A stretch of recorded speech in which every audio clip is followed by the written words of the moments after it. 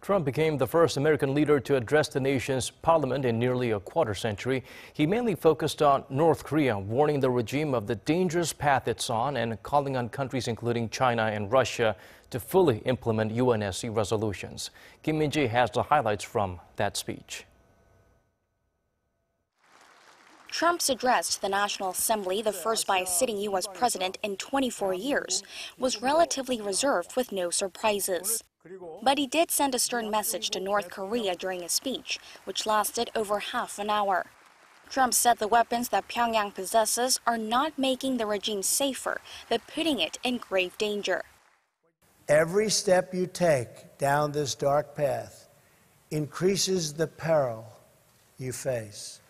North Korea is not the paradise your grandfather envisioned. It is a hell that no person deserves. In fact, the North Korean nuclear issue has topped Trump's Asia tour, following a series of missile launches, as well as the North's most powerful nuclear test back in September. He said that the world cannot tolerate the menace of the rogue regime and its threats of nuclear devastation, calling on the international community, including China and Russia, to fully implement UN Security Council resolutions, downgrade diplomatic relations with the regime, and sever all ties involving trade and technology. All responsible nations must join forces to isolate the brutal regime of North Korea, to deny it and any form of it, you cannot support, you cannot supply, you cannot accept. It is our responsibility and our duty to confront this danger together, because the longer we wait, the greater the danger grows and the fewer the options become. For America's part, Trump said the U.S. will not be intimidated by the North, and neither will he permit his country or his allies to be threatened or attacked.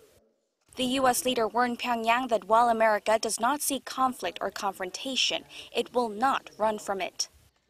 This is a very different administration than the United States has had in the past. Today, I hope I speak not only for our countries, but for all civilized nations when I say to the North, do not underestimate us and do not try us.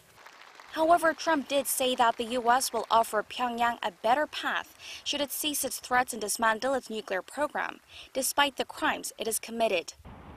There had been concerns he would step up his rhetoric, as he has done so previously, especially this being the only parliamentary address during his five-nation Asia tour.